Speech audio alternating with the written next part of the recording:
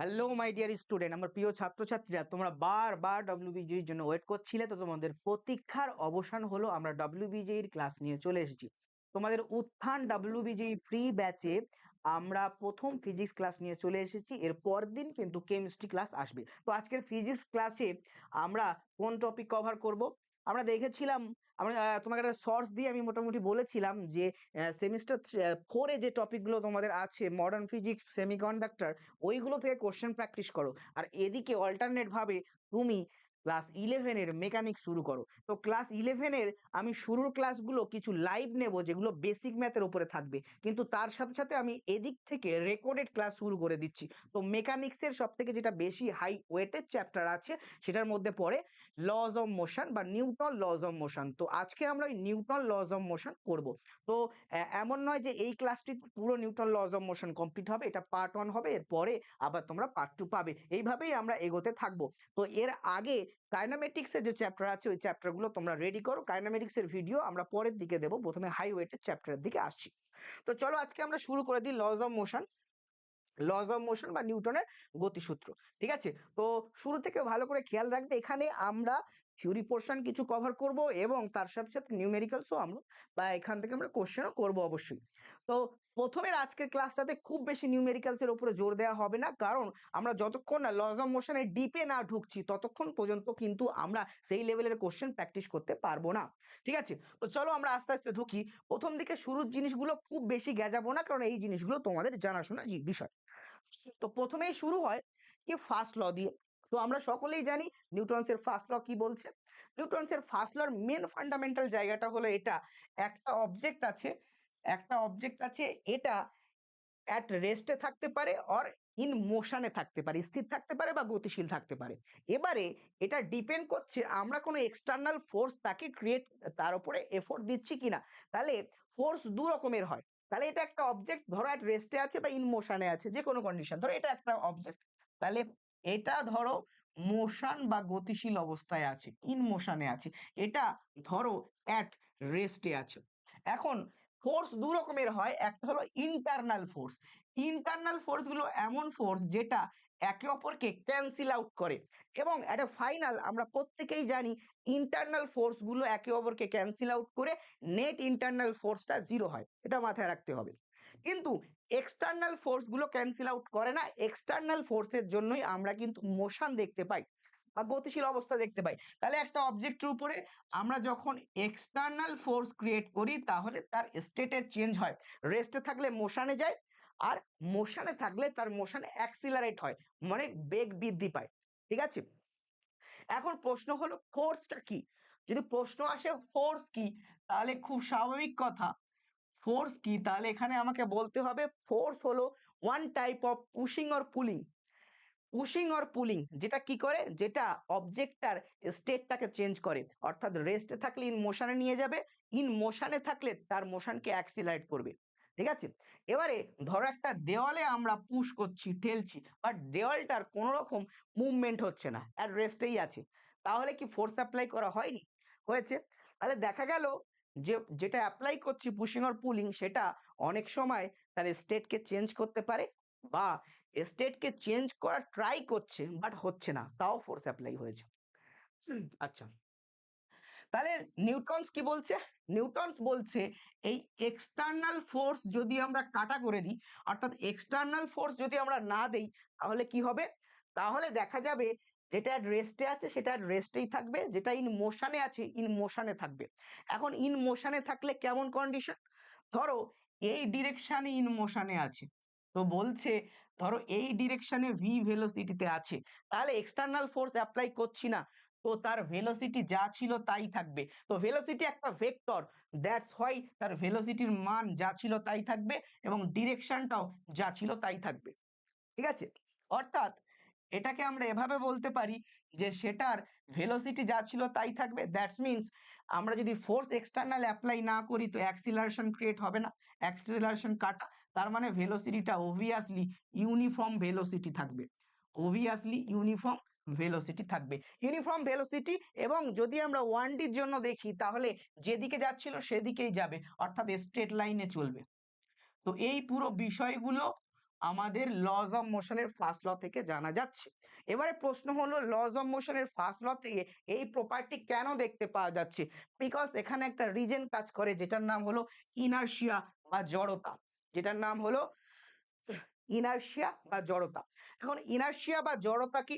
ধরো একটা অবজেক্ট আছে, ইনারশিয়া বা জড়তা কতটা থাকবে ডিপেন্ড করছে তার কতটা মাস আছে তার উপরে।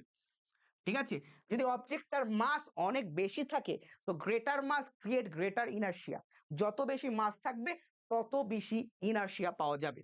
ঠিক আছে, এখন ইনারশিয়াটা কি? ইনারশিয়া এক ধরনের প্রপার্টি যেটার জন্য কি হয়, যেটার জন্য অবজেক্ট তার নিজ ক্রাইটেরিয়া মেনটেন রাখতে চায়। ধরো অবজেক্ট ছিল অ্যাট রেস্টে, তাহলে সে অ্যাট রেস্টে থাকতে চাইবে। ধরো অবজেক্ট ছিল ইন মোশনে, তো সে ইন মোশনে থাকতে চাইবে। কেন? Because of inertia. ঠিক আছে, তো ইনারশিয়া কেন ক্রিয়েট হয়? তার মাস থাকার জন্য। এই জন্য এই মাসটাকে বলা হয় ইনারশিয়াল মাস। ঠিক আছে, এবারে প্রশ্ন হলো এক্সাম্পল আমরা দেখেছি পাখা ঘুরছিল জোরে জোরে, হঠাৎ করে সুইচ অন করলাম, সুইচ অফ করলাম, তো পাখাটা হঠাৎ করে থেমে যায় না, বরং কিছুটা ঘুরে তারপরে থামে। তাহলে সেটা ছিল ইন মোশনে, যখনই আমরা সুইচ অফ করলাম সেটাকে অফ হয়ে যাওয়ার কথা, কিন্তু তার গতিশীল অবস্থা বজায় রাখতে চাইছে, তাই আরো ঘুরছে। এরকম এক্সাম্পল আমরা বাসে দেখেছি, বাসের হঠাৎ করে ব্রেক মারা বা হঠাৎ করে চলতে শুরু করা, দুটো কন্ডিশন দেখেছি। তো এগুলো আমাদের জানাশোনা বিষয় ছিল, ইনার্শিয়ার বিষয়টা আমি তোমাদের এখানে বলে দিলাম।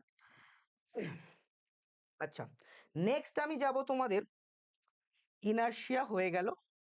আচ্ছা, এবারে আমি যাব মোমেন্টাম। মোমেন্টাম ইনারশিয়ার গল্প আশা করছি তোমরা বুঝতে পেরেছো। ঠিক আছে, ফার্স্ট ল থেকে যে কনসেপ্টটা পাওয়া যায় সেই কনসেপ্টটার নাম হলো ইনারশিয়া। আচ্ছা, সেকেন্ড ল, এই সরি, মোমেন্টাম। ভরবেগ কি? মোমেন্টাম বা ভরবেগ বোঝার জন্য খেয়াল রাখতে হবে, আমরা জানি খুব সিম্পল ব্যাপার, মাস আর ভেলোসিটি এই দুটোর মাল্টিপ্লিকেশনে যে নতুন প্রপার্টি তৈরি হবে অবজেক্টটার ভিতরে তাকে বলা হয় মোমেন্টাম। ধরো একটা লরি আসছে, লরিটা মাল বোঝাই করা, আরো একটা একই রকম লরি আসছে যে লরিটা খালি লরি, তো দুজনের মধ্যে ভেলোসিটিটা একই, তো ডিফারেন্স তাদের মাসের, একজনের মাস বেশি একজনের মাস কম। তো দেখা যাবে কার মোমেন্টাম বেশি হবে? মোমেন্টাম বেশি হবে যেটা মাল বোঝাই করা লরি। তাই বাইরে থেকে ফোর্স দিয়ে থামাতে গেলে তাকে বেশি ফোর্স অ্যাপ্লাই করতে হবে, যেটা মাল বোঝাই করা লরি। ঠিক আছে, তাহলে যার মোমেন্টাম গ্রেটার তাকে বেশি ফোর্স ক্রিয়েট করতে হয় থামাতে গেলে। তাহলে মোমেন্টাম হলো মাস আর ভেলোসিটির মাল্টিপ্লিকেশনে তৈরি একটা প্রপার্টি, অবজেক্টের মধ্যে তৈরি হয়। তাহলে মোমেন্টামকে পি দিয়ে লেখা হয়, পি হলো একটা ভেক্টর, মাস হলো স্কেলার, বাট ভি হলো ভেক্টর। এটা মাথায় রাখবে। ওকে, আচ্ছা, এবারে প্রশ্ন হলো স্যার তাহলে ইউনিট ডাইমেনশন এগুলো নিয়ে বলার দরকার নেই, এগুলো নিজেরাই পারবে। ঠিক আছে, আচ্ছা, এইবারে একটা জিনিস তোমাকে খেয়াল করতে হবে, তো মোমেন্টামকে যদি আমরা এভাবে রিপ্রেজেন্ট করি, দ্যাট মিনস যার মোমেন্টাম বেশি তাকে থামাতে গেলে বেশি ফোর্স লাগবে, তো greater the momentum we apply the greater force. এখন আমরা যদি এর গ্রাফ লেখচিত্র আঁকি তাহলে কি কি দাঁড়াচ্ছে দেখা যাক।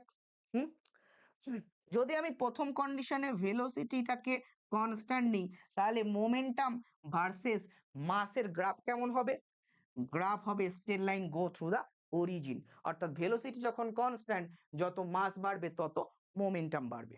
আচ্ছা, যদি আমি সেকেন্ড কন্ডিশনে মাস বা ভরকে কনস্ট্যান্ট বলে দিই তাহলে দেখতে পাচ্ছি যত ভেলোসিটি বাড়ছে তার সাথে সাথে মোমেন্টাম ইনক্রিজ করছে। দেখো মাস কনস্ট্যান্ট, ভেলোসিটি যত বাড়বে তত মোমেন্টামও বাড়বে বা ভরবেগ বাড়বে। আচ্ছা, এইখানটায় আমি মোমেন্টামকে কনস্ট্যান্ট করে দিলাম, তো মোমেন্টাম কনস্ট্যান্ট হয়ে গেলে দেখো M into V, that means mass আর ভেলোসিটির মাল্টিপ্লিকেশন কনস্ট্যান্ট। তো যখন এইরকম হয় that means mass proportional to 1/ভেলোসিটি, তাহলে রিলেশনটা কি হয়? এইরকম হয়। তখন গ্রাফ হয় আমরা জানি রেক্ট্যাঙ্গুলার হাইপারবোলা, আমরা বয়েলস লতেও দেখেছি, দুটোর multiplication P into V constant হলে গ্রাফটা হয় রেক্ট্যাঙ্গুলার হাইপারবোলা।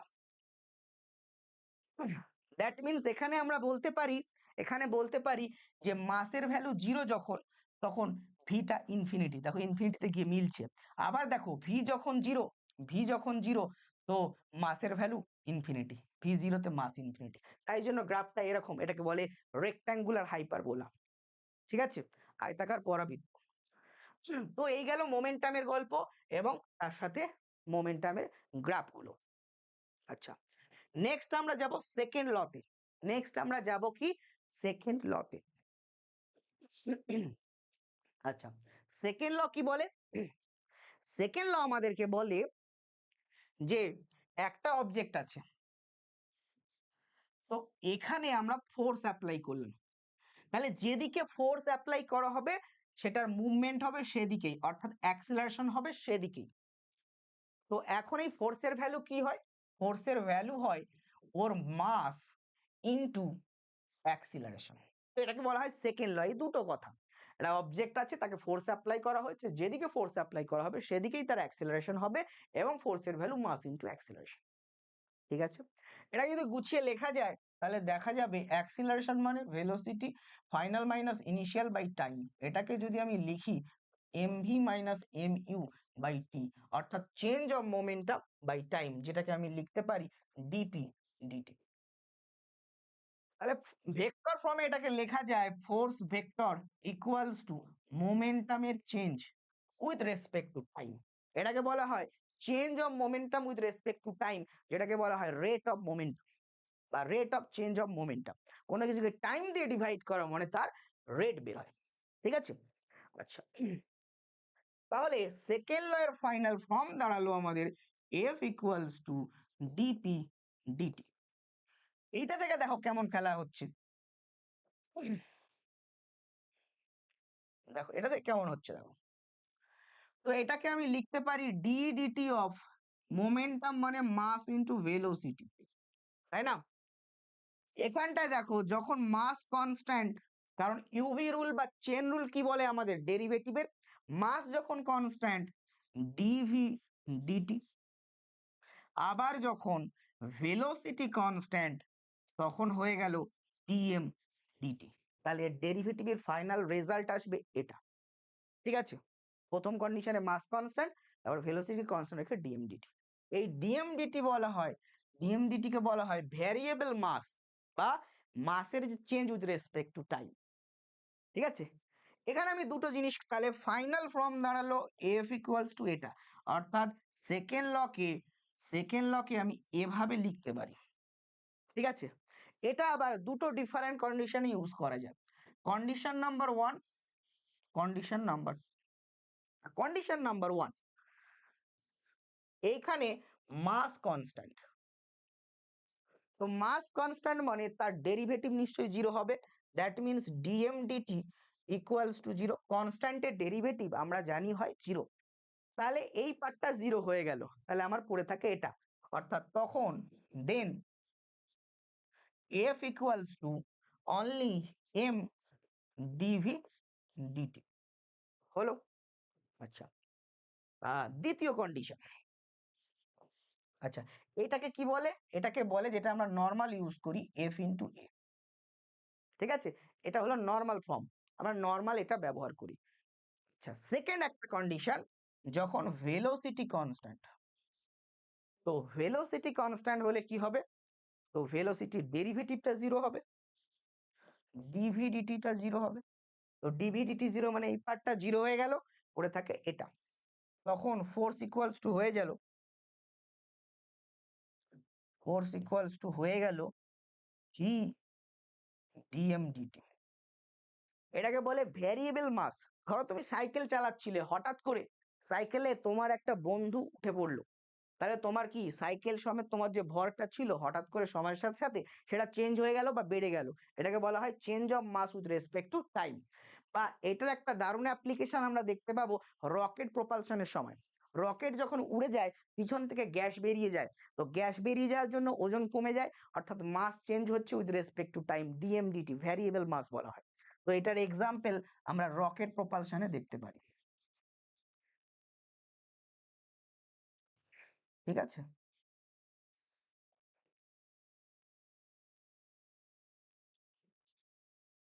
ব্যাস হলো।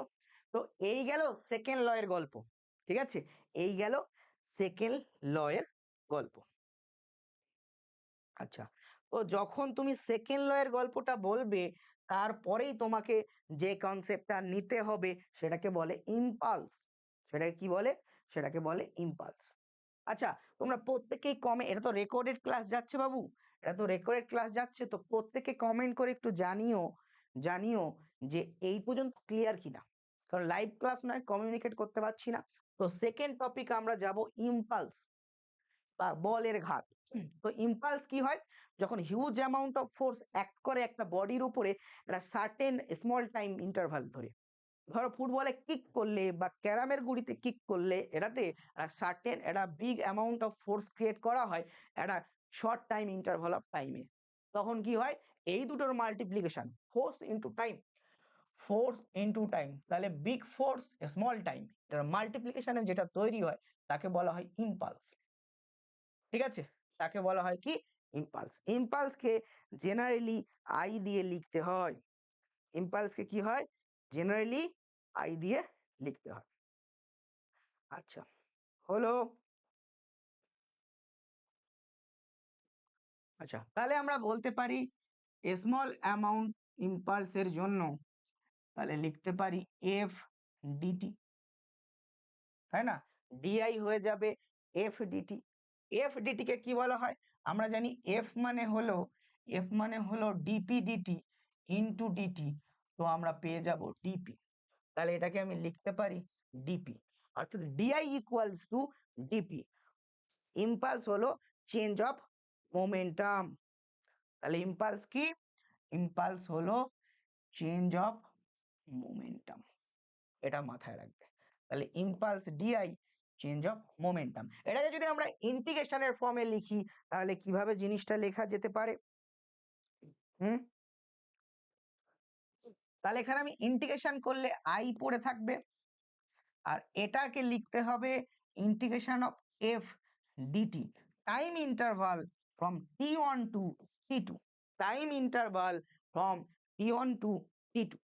ঠিক আছে, এইভাবে আমরা ইম্পালসকে লিখতে পারি with the help of integration. তাহলে ইম্পালস কি? ইম্পালস হলো একটা হিউজ অ্যামাউন্ট অফ ফোর্স একটা বডির উপরে ক্রিয়েট করবে শর্ট ইন্টারভাল অফ টাইম ধরে, তখন তাদের ফোর্স আর টাইমের মাল্টিপ্লিকেশনকে বলা হবে ইম্পালস। তাহলে টি1 থেকে টি2 টাইম ইন্টারভালের মধ্যে এফ ফোর্স ক্রিয়েট করা হয়েছে ডিটি টাইম ধরে, তাহলে ইম্পালস ক্রিয়েট হবে কোথায়? এই ইন্টিগ্রেশন দিয়ে জিনিসটার ভ্যালু তোমার বেরিয়ে যাবে। বোঝা গেল? তো এফ ডিটি মানে আমরা পেয়েছি ডিপি, বা এটাকে আমি এভাবেও লিখতে পারি equals to integration of DP. ঠিক আছে, ডিপি ভেক্টর ফ্রম টি1 থেকে টি2, তো এভাবেও লেখা যায়। তাহলে ইম্পালস আমরা চেঞ্জ অফ মোমেন্টাম থেকে বের করতে পারি বা এফডিটি থেকে বের করতে পারি, দুটো থেকেই বের করা পসিবল। এই জিনিসটা স্টার দিয়ে মাথায় রাখো। এবারে আমরা গ্রাফিক্যাল রিপ্রেজেন্টেশনে যাব। এটা মাথায় রাখবে, ইম্পালস আমরা force DT F into DT টি1 থেকে টি2 ইন্টিগ্রেশন করে বের করতে পারি, ইম্পালস আমরা পি1 থেকে পি2 টিপি এর ইন্টিগ্রেশন করে বের করতে পারি। ওকে, আচ্ছা, ইম্পালসের ইউনিট ডাইমেনশন কি হবে? ফোর্স ইনটু টাইম, যেহেতু ডিপি তাহলে চেঞ্জ অফ মোমেন্টামের ইউনিট কি হয়? মাস ইনটু ভেলোসিটি, তো মাসের হলো কেজি আর ভেলোসিটির হলো মিটার পার সেকেন্ড। তো এটা হলো unit, SI unit, CGS unit বের করতে পারবে, ডাইমেনশন বের করতে পারবে, ওসব ঝামেলাতে আমি যাচ্ছি না। আচ্ছা, তো এবারে আমরা ইম্পালসের গ্রাফ দেখব। দেখো, আমি বলেছি দুটো ভাবে বের করা যায়, পিটি থেকে বের করা যায় আর একটা হলো এফটি থেকে বের করা যায়, তাই না?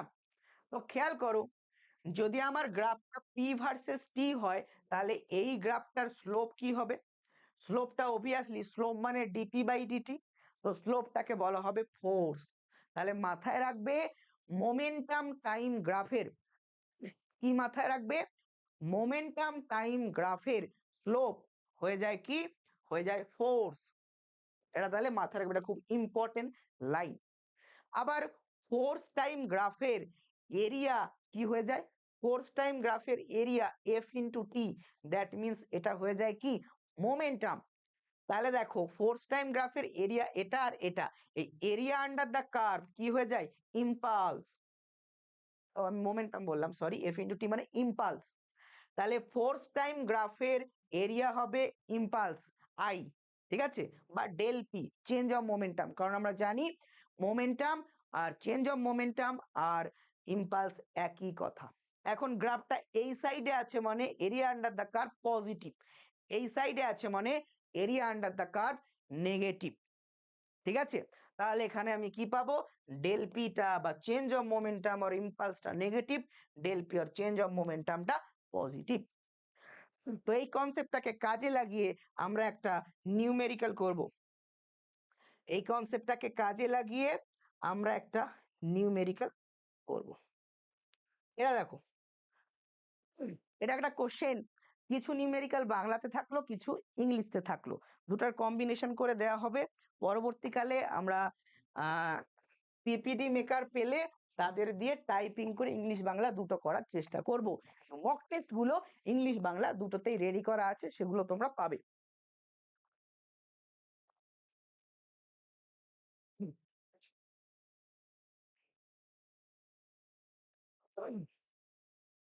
দেখো, একটা বস্তুর রৈখিক গতির বল সময় লেখচিত্র দেখানো হয়েছে। দেখো ফোর্স টাইম গ্রাফ, তাহলে এই গ্রাফটা কি গ্রাফ, ফোর্স টাইম গ্রাফ। ওকে, এদিকে আছে ফোর্স, বল এই যে দেখিয়ে দিয়েছে, আর এদিকটা হলো টাইম বা সময়, এই যে দেখিয়ে দিয়েছে সময়, আর এটা হলো বল। আচ্ছা, ওকে, 0 থেকে 7 সেকেন্ড, তাহলে এইটা হলো 7 সেকেন্ড আর এটা হলো 0 সেকেন্ড। ওকে, তাহলে 0 থেকে 7 সেকেন্ডের মধ্যে রৈখিক ভরবেগের পরিবর্তন, দ্যাট মিনস ডেল পি জানতে চেয়েছে। তো আমরা জানি রৈখিক ভরবেগের পরিবর্তনটা কিভাবে পাওয়া যায়, সেটা পাওয়া যায় এফ ইন্টু টি, অর্থাৎ area under the curve, area under the curve. যদি এটা চেঞ্জ অফ মোমেন্টাম না বলে, রৈখিক ভরবেগের পরিবর্তন না বলে এটাকে বলতো ইম্পালস, তাহলেও এরিয়া আন্ডার দ্য কার্ভ হতো। এটাই তো শেখালাম, তাই না? ওকে, তো এটা যদি শেখানো হয় তাহলে চলো এটা সলভ করা যাক। প্রথমে দেখো, গ্রাফের নিচের দিকে যারা থাকবে সব নেগেটিভ ইম্পালস তৈরি করবে বা নেগেটিভ চেঞ্জ অফ মোমেন্টামের ভ্যালু হবে, ওপরের দিকে যারা থাকবে সব পজিটিভ হবে, এটাই তো শেখালাম, তাই না? তো এই ধরনের কোশ্চেন কিন্তু আমরা বারে বারে দিতে দেখেছি। তো এখন যদি দেখো নিচে কারা আছে, ট্রাইঅ্যাঙ্গেল আছে, ত্রিভুজ আছে, তো ত্রিভুজের এরিয়া, তো মূল কথা আমাকে তো এখন এরিয়া আন্ডার দ্য কার্ভ বের করতে হবে। তো এরিয়া কত হবে, হাফ ইন্টু ভূমি ইন্টু উচ্চতা, তাহলে হাফ ইন্টু ভূমি কত, ভূমি হলো 0 to 1, 1, উচ্চতা কত, উচ্চতা 1। আচ্ছা, এটা কি হবে, মাইনাস ভ্যালু। আচ্ছা, তারপরে দেখো একটা স্কোয়ার আছে কিন্তু ওপরের দিকে মানে পজিটিভ আসবে, তাহলে দেখো 1 থেকে 3 গিয়েছো মানে 2। আচ্ছা, ওপরের দিকে দেখো 2 গিয়েছো, তাই না? ওপরের দিকে কত গিয়েছে, 2 গিয়েছে, 2 হয়ে গেল পজিটিভ। তারপরে ট্রাইঅ্যাঙ্গেলটা নিচে আছে মানে নেগেটিভ আসবে, হাফ ইন্টু ভূমি ইন্টু উচ্চতা, হাফ ইন্টু ভূমি কত, 3 থেকে 5 মানে 2, উচ্চতা কত, উচ্চতাও 2। আচ্ছা, হলো। আচ্ছা, তারপরে কি আছে, ট্রাইঅ্যাঙ্গেল স্কোয়ার আবার পজিটিভ, 5 থেকে 6 মানে 1, আর তোমার 0 থেকে 1ই আছে, হ্যাঁ, 1 ইন্টু 1। আচ্ছা, তারপরে দেখো আবার একটা ট্রাইঅ্যাঙ্গেল, আবার নেগেটিভ, তাহলে হাফ ইন্টু 6 থেকে 7 মানে 1, উচ্চতাটাও 1। তো লেট সলভ করো, কত আসছে অ্যান্সার দেখা যাক। তো এটাতে আসলো মাইনাস হাফ, এটাতে আসলো 2 ইন্টু 2 4, এটাতে আসলো, এটা এটা কেটে গেল, তো পড়ে থাকছে -2। আচ্ছা, এটাতে +1, এটাতে পড়ে থাকছে -হাফ। তো মাইনাস হাফ -1 হয়, -1 +1 কেটে যায়, এখানে পড়ে থাকে 2। তাহলে অ্যান্সারটা কত হলো, 2। তার মানে এখানে আমাদের অ্যান্সারটা হলো 2 নিউটন ইন্টু সেকেন্ড। কেন নিউটন ইন্টু সেকেন্ড, কারণ ফোর্সের নিউটন, টাইমের সেকেন্ড, ঠিক আছে, কারণ আমরা জানি change of momentum Newton second বা ইম্পালসের ইউনিট হয় নিউটন সেকেন্ড, ঠিক আছে। সো সো সো আমাদের অ্যান্সারটা কোনটা সঠিক, তাহলে আমরা দেখতে পাচ্ছি 2 নিউটন সেকেন্ড, এই অপশন বিটা হবে আমাদের কারেক্ট অপশন। তাহলে চলো আমাদের যে থিওরিতে ছিলাম, থিওরি নাম্বার, হ্যাঁ, ইম্পালস, তাহলে ইম্পালস হয়ে গেল। সো ইম্পালসের ইউনিট আমরা লিখতে পারি নিউটন ইন্টু সেকেন্ড, এটাও লিখতে পারি। কেন? কারণ ফোর্স ইন্টু টাইমের মাল্টিপ্লিকেশন থেকে করতে পারি। তো চলো next, law of conservation of linear momentum. Law of conservation of linear momentum আমরা সেকেন্ড লকে কিভাবে দেখলাম? আমরা দেখলাম second law force equals to DP DT. তো এই ফোর্সটা কি অবভিয়াসলি এক্সটার্নাল ফোর্স, কারণ ইন্টারনাল ফোর্স গুলোর নেট জিরো হয়, সেটা আমরা প্রথমেই বলে দিলাম। তো এখানে লজ অফ মোশনে যে ফোর্স গুলো নিয়ে অ্যানালিসিস হবে সেগুলো অবশ্যই ইন্টারনাল ফোর্স নয়, এক্সটার্নাল ফোর্স। তাহলে এক্সটার্নাল ফোর্সটাকে যদি কোনো রকম ভাবে জিরো করা হয়, অর্থাৎ বাইরে থেকে কোনো ফোর্স আমি দেব না, ঠিক আছে, তো এক্সটার্নাল ফোর্স জিরো, তাহলে আমি কি পাবো? Change of momentum with respect to time, change of momentum with respect to time zero হয়ে যাবে। তো কখন কখন ডেরিভেটিভের ভ্যালু জিরো হয়? আমরা বারবার এটা জানি, যদি কনস্ট্যান্ট হয় তাহলেই তার ডেরিভেটিভ জিরো হয়। দ্যাট মিনস এটা বলেই দিচ্ছে যে পি বা মোমেন্টামটা কনস্ট্যান্ট হবে। তাহলে কি বলছে? নিউটনসের সেকেন্ড ল থেকেই আমরা দেখলাম, যদি এক কেস এরকম ধরি যে এক্সটার্নাল ফোর্স আমি অ্যাপ্লাই করব না বাইরে থেকে, তাহলে আমরা দেখব মোমেন্টামের চেঞ্জটা শূন্য হবে। দ্যাট মিনস পি বা মোমেন্টাম কনস্ট্যান্ট থাকবে। এটাকে বলে যে কনজারভেশন অফ লিনিয়ার মোমেন্টাম। কারণ এখানে তো আমরা অ্যাঙ্গুলার মোমেন্টাম নিয়ে কাজকর্ম করছি না, যা হবে লিনিয়ার। অ্যাঙ্গুলারে এখন আমরা ঢুকেনি, তাহলে অ্যাঙ্গুলার নয়, লিনিয়ার মোমেন্টাম কনস্ট্যান্ট থাকে। তো এই জিনিসটাকে আমরা এভাবেও বলতে পারি, ধরো P1 plus P2 plus P3 up to Pn পর্যন্ত এদের সাম, এটা কি হয়ে যাবে? এটা হয়ে যাবে জিরো, ঠিক আছে? বা দুটোর জন্য আমি বলতে পারি P1 plus P2 equals to zero হয়ে যাবে, বা আমি বলতে পারি ডেল পি জিরো হয়ে যাবে, বা এভাবেও বলতে পারি P initial equals to P final হবে। অর্থাৎ ইনিশিয়াল যা মোমেন্টাম থাকবে ফাইনালেও তাই মোমেন্টাম থাকবে। এই জন্যই তো ডেল পি টা জিরো, অর্থাৎ চেঞ্জটা জিরো, ঠিক আছে? চেঞ্জটা জিরো মানে কি? পি ফাইনাল মাইনাস পি ইনিশিয়ালটা zero, that means P final equals to P initial. তার মানে পি এর ভ্যালু কনস্ট্যান্ট থাকে। মূল কথা, law of conservation of linear momentum তোমাকে এটাই বলছে যে বাইরে থেকে এক্সটার্নাল ফোর্স অ্যাপ্লাই না করলে মোমেন্টাম কনস্ট্যান্ট থাকে, ঠিক আছে? অর্থাৎ ইনিশিয়াল পজিশনে যা মোমেন্টাম থাকবে ফাইনালেও তাই মোমেন্টাম থাকবে। এটার কিছু অ্যাপ্লিকেশন আমরা দেখতে পাই। বন্দুকে গুলি ছোড়ার সময় কি হয়? বন্দুকে যখন গুলি ছুড়তে হয় তখন দেখবে বন্দুকটা পিছনের দিকে চলে আসছে, এটা বলে রিকয়েল ভেলোসিটি অফ গান। এটা কি হয়? ধরো বন্দুক থেকে যে গুলি বেরোচ্ছে, ইনিশিয়াল কন্ডিশনে বন্দুক গুলি দুজনই রেস্টে ছিল, তাহলে মোমেন্টাম হলো জিরো ইনিশিয়াল কন্ডিশনে। এখন বন্দুক থেকে গুলি ছুড়ে গেছে, যে বুলেটটা বেরোলো, যে বুলেটটা বেরোলো, বুলেটের একটা ভেলোসিটি আছে ভি ভেলোসিটি নিয়ে সামনে এগোলো, বুলেটের মাস স্মল এম।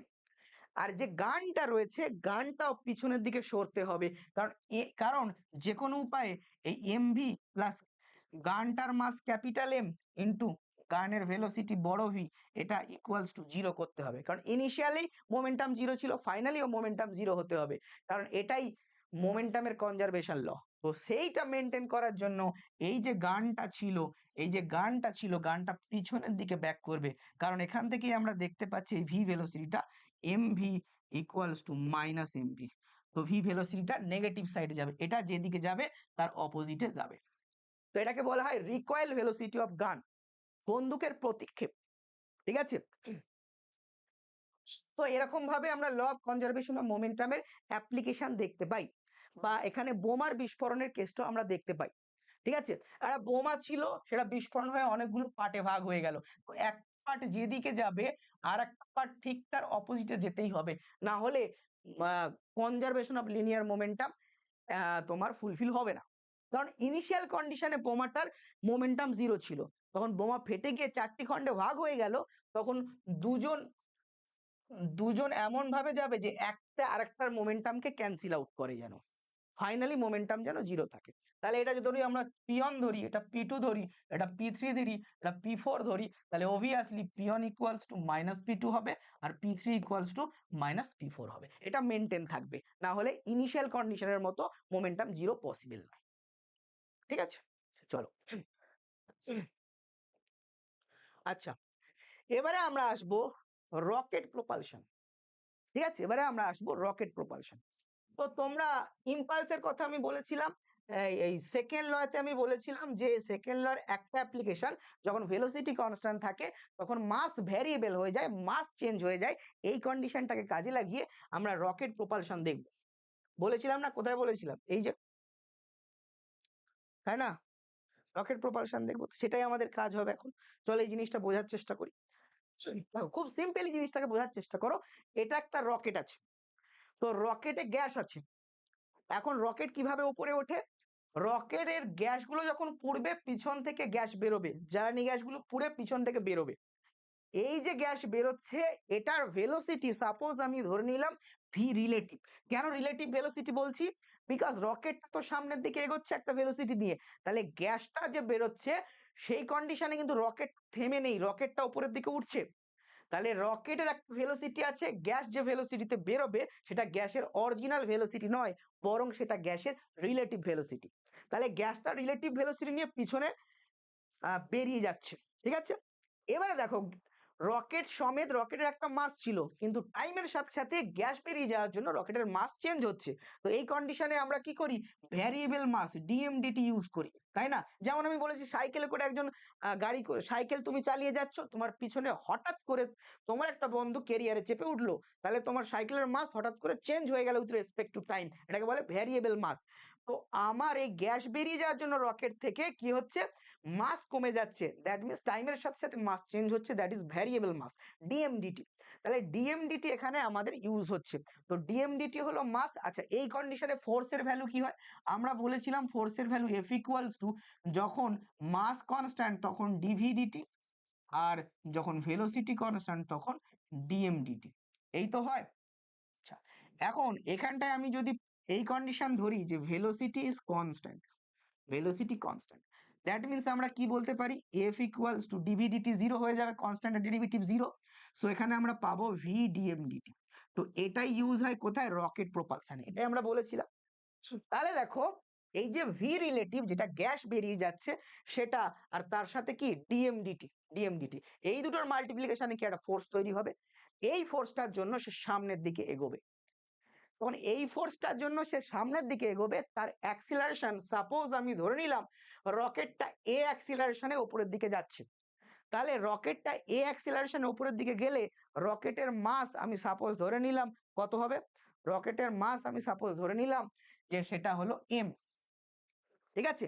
তাহলে আমরা বলতে পারি এ অ্যাক্সিলারেশনে এম মাস, উপরের দিকে গেলে এম এ হয়ে যায় তার ফোর্সের ভ্যালু। এটা নিউটনের সেকেন্ড ল আমাদেরকে বলছে যে এম মাসের অবজেক্ট এ অ্যাক্সিলারেশন নিয়ে উপরের দিকে গেলে তার জন্য ফোর্স লাগে কত? M A. এটা কে প্রোভাইড করছে? এই ভ্যালুটা। তাহলে এম এ এই ভ্যালুটা। এবার দেখো নিচের দিকে একটা জিনিস কাজ করে, সেটা হলো রকেটটির ওয়েট।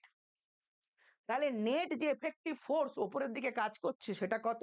অবভিয়াসলি সেটা হয়ে গেল, অবভিয়াসলি সেটা হয়ে গেল ভি রিলেটিভ ডিএমডিটি, ডিএমডিটি মাইনাস এমজি। এইটাই এফেক্টিভ উপরের দিকে কাজ করছে। তো সেটাই কি প্রোভাইড করবে? এ এ অ্যাক্সিলারেশন নিয়ে এম মাসের রকেট উপরের দিকে গেলে যে ফোর্স লাগে সেটার ভ্যালু হলো এম এ। এই এম এ কে প্রোভাইড করছে? উপরের দিকের রেজাল্টেন্ট কম্পোনেন্ট যেটা থাকছে, উপরের দিকে রেজাল্টেন্ট কম্পোনেন্ট কত? V relative D M D T minus M G. তাহলে এটাই হয় রকেট প্রপালশনের ইকুয়েশন, ঠিক আছে। এইখানে এই কন্ডিশন তখন ইউজ হবে যখন এ অ্যাক্সিলারেশন নিয়ে রকেটটা উপরের দিকে উঠছে। সেকেন্ড কন্ডিশন যদি আমি এটা বলি, রকেটটা এ অ্যাক্সিলারেশন নিয়ে উপরের দিকে উঠছে না, রকেটটা ইউনিফর্ম ভেলোসিটিতে উঠছে। তো রকেটটা ইউনিফর্ম ভেলোসিটি নিয়ে উঠছে, that means acceleration zero, acceleration zero.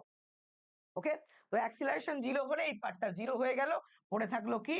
এটা এপারে আসলো, পড়ে থাকলো V relative D M D T equals to M G. তাহলে এটাও একটা কন্ডিশন হয়, যখন রকেট ইউনিফর্ম ভেলোসিটিতে উপরে উঠবে তখন V relative D M D T equals two তার ওয়েট হয়ে যাবে। আর যখন রকেট এ অ্যাক্সিলারেশন নিয়ে উপরে উঠবে তখন M A equals to V relative D M D T minus M G হবে। এই দুটো কথা মাথায় রাখবে, ঠিক আছে। এখন এটা কেমন বুঝলে এর উপর একটা নিউমেরিক্যাল করা যাক। তাহলে ওভারঅল কি বোঝা গেল? রকেট কেন উপরের দিকে ওঠে? রকেটের পিছন থেকে যে জ্বালানি বেরোয় তার জন্য তারই রিয়াকশন ফোর্স নিয়ে রকেট ওপরের দিকে ওঠে। বোঝা গেল? রকেটের পিছন থেকে যে জ্বালানি বেরোয় সেটা হলো অ্যাকশন, ঠিক আছে? তো তার রিয়াকশন ফোর্স নিয়ে ওপরের দিকে ওঠে রকেট। আচ্ছা, এবার এর উপর একটা প্রবলেম করবো আমরা। দেখো এটা দেখতে পাচ্ছ কিনা ছোট লেখা আছে, যদি দেখতে না পাও মুখে পড়ে দিচ্ছি, খেয়াল করো। A 600 KG rocket is set for a vertical fringe. তাহলে একটা রকেট ওড়ার জন্য তৈরি হলো, তো রকেটটার মাস কত? 600 KG. Okay, if the exhausted speed of gas, gas যেটা পিছন থেকে বেরিয়ে যাচ্ছে তার speed with respect two rocket, তার মানে তার রিলেটিভ ভেলোসিটির কথা বলছে। তো তার রিলেটিভ স্পিড ভি রিলেটিভ কত দেয়া রয়েছে? 1000 metre per second. Then calculate the mass of gas ejected per second. তাহলে ক্যালকুলেট করো কতটা মাস ইজেক্টেড করছে পার সেকেন্ডে। দ্যাট মিনস আমাকে বলছে ডিএমডিটি কত হবে বের করতে হবে। ডিএমডিটি কত হবে বের করতে হবে টু সাপ্লাই দ্য থ্রাস্ট। আমি বললাম না রকেট কেন উপরের দিকে ওঠে? এই যে গ্যাস বেরিয়ে যাচ্ছে এর জন্য একটা ওপরের দিকে থ্রাস্ট অ্যাপ্লাই হচ্ছে, যার জন্য সামনে এগোচ্ছে। সেই থ্রাস্টের ভ্যালু কত? V relative D M D T. আচ্ছা, কই গেল? তো supply the thrust needed to overcome the weight of rocket. তাহলে রকেটের ওয়েটকে ওভারকাম করার জন্য কত থ্রাস্ট লাগে, তার মানে এখানে বলেই দিল সেকেন্ড কন্ডিশন অ্যাপ্লাই হয়েছে। মানে রকেটটা অ্যাক্সিলারেশন নিয়ে উপরের দিকে আসছে না, রকেটটা শুধু কি চায়? এই থ্রাস্টার একমাত্র কাজ হলো আমাদের ওয়েটটাকে ওভারকাম করা। এখানে বলেই দিচ্ছে যে এইটা লাগবেই না, তাহলে এটা দিয়ে হয়ে যাবে। তো চলো এটা আমরা অ্যাপ্লাই করি।